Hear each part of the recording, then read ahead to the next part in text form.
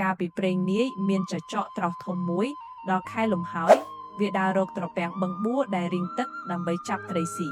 លុះទៅដល់ត្រពាំងមួយរីងទឹកអស់នៅតែប្រឡងមួយឃើញសុទ្ធតែភក់មានត្រីកំពឹសបង្កងក្តាមជាច្រើនណាស់ចចកឃើញហើយមានចិត្តត្រេកអររីករាយគិតថាថ្ងៃនេះអញមានលៀបធំណាស់ជាលៀបចម្លែកជាងសពថ្ងៃឯកំពឹសមានប្រាជ្ញាឮចចកថាដូច្នោះហើយក៏និយាយលួងលោមចចកថាយើងទាំងអស់គ្នាសុទ្ធតែចំណីបងចចកឯងទាំងអស់ហើយប៉ុន្តែយើងប្រឡាក់ភក់ណាបងឯងស៊ីយើងទាំងភក់ដូច្នេះមិនឆ្ងាញ់ពិសាទេចចកឆ្លើយថាធ្វើដូចម្ដេចនឹងឆ្ងាញ់ពិសាកំពឹសឆ្លើយថាត្រូវបងចចកយកយើងទៅលាងទឹកឲ្យជ្រះស្អាតហើយសឹមស៊ីនោះទើបឆ្ងាញ់ពិសាចចកថាដូចម្ដេចនឹងយកទៅលាងបានបើច្រើនដល់ម្លេះ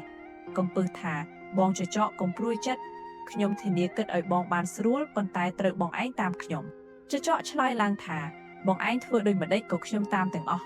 កំពឹសថាធ្វើដូច្នេះចូលបងឯងចូលមកដេកនានាក្នុងភក់នេះហើយយើងរាល់គ្នានឹងបានតោងខំរោមបងឯង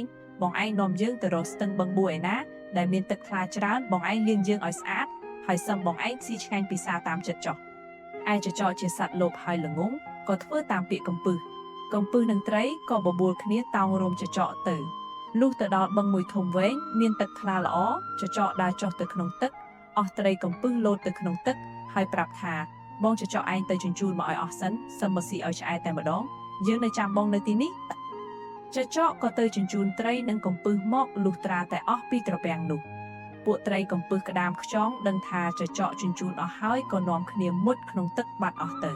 ពេលចចកដឹងថាកំពឹសបញ្ឆោតដូច្នេះហើយខឹងណាស់ដើរទៅបបួលអស់សត្វធំតូចដំរីរមាសខ្លាគ្រប់ភាសាសត្វទាំងពស់ថ្លាន់ពស់ធំពស់តូចទាំងសត្វហើរគ្មានសេះសល់បន្តិចបបួលគ្នាមកបាចទឹកបឹងនោះឲ្យរីងនិងបានចាប់ត្រីក្នុងបឹងនោះស៊ីឲ្យអស់បានឲ្យពស់ថ្លាន់ធ្វើជាទំនប់សត្វឯទៀតក៏បបួលគ្នាបាចសត្វក្នុងបឹងដឹងថាចចកបបួលគ្នាបាចទឹកឲ្យរីងទាំងបឹងភ័យណាស់ក៏គិតគ្នាថាយើងធ្វើម្ដេចនឹងបានឲ្យសត្វទាំងអស់នេះលែងបាចទឹកកាលនោះត្រីក្រាញ់ឆ្លើយឡើងថាខ្ញុំឮគេនិយាយថាបងសុភាទន្សាយជាអ្នកមានប្រាជ្ញាចេះដោះទុកមនុស្សសត្វផងជាច្រើនណាស់មកហើយបើដូច្នេះខ្ញុំនឹងទៅពឹងបងសុភាទន្សាយឲ្យមកជួយដោះទុកពួកយើងពួកត្រីគិតគ្នាហើយក៏ប្រើត្រីក្រាញ់ទៅអញ្ជើញសុភាទន្សាយត្រីក្រាញ់ប្រឹងននាលទៅលុះដល់ត្រូវថ្ងៃក៏ក្រៀមស្រកាអស់ដល់យប់សុភាទន្សាយចេញមករកស៊ីបានឃើញត្រីក្រាញ់ននាលដូច្នោះក៏សួរថាបងត្រីក្រាញ់ទៅណា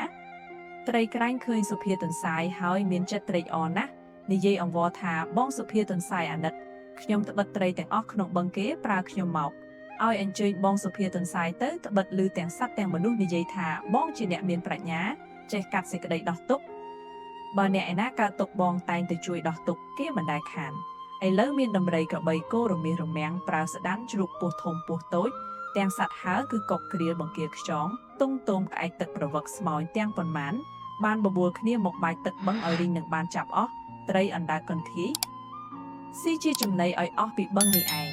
បើដូច្នេះបងសុភាទន្សាយអាណិតជួយដោះទុក្ខអស់បងប្អូនខ្ញុំឲ្យបានរួចពីភ័យម្ដងនេះនឹងបានល្បីគេឈ្មោះតទៅអស់យើងនឹងតបគុណបងសុភាទន្សាយឯងយើងមិនភ្លេចគុណដរាបដល់អស់ជីវិតឯទន្សាយឮត្រីក្រាញ់និយាយអង្វរដូច្នោះក៏ឆ្លើយថា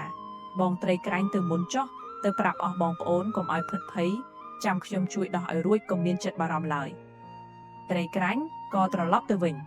ឯទន្សាយលុះព្រឹកព្រហៀមឡើងទៅមាត់បឹង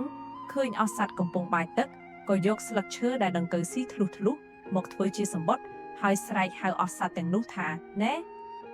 បងប្អូនទាំងអស់ចាំស្ដាប់ខ្ញុំត្បិតព្រះឥន្ទលោកឲ្យខ្ញុំនាំសំបុត្រមកប្រាប់គ្រប់គ្នាថាព្រះឥន្ទលោកមកកាច់ជើងត្រុំប្រមុំជើងអកកាប់ក្បាលឆ្កែចចកដកភ្លុកដំរីសអស់សត្វឮថាសំបុត្រព្រះឥន្ទដូច្នោះភ័យណាស់ផ្អើលបោលជន់គ្នាពៀនលើដំរីក្របីរមាសរមាំងស្ទុះបោលទៅជន់លើពស់ថ្លាន់ជាទំនប់ដាច់ខ្លួនជា2ជា3កំណាត់ធ្លាយទំនប់លិចទឹកស្លាប់អស់សត្វទាំងនោះក៏ទៅជាចំណីត្រីវិញតាំងពីថ្ងៃនោះមកអស់សត្វទាំងពួងកោតខ្លាចប្រាជ្ញាសុភាទន្សាយទុកសុភាទន្សាយជាគ្រូបាអាចារ្យទាំងអស់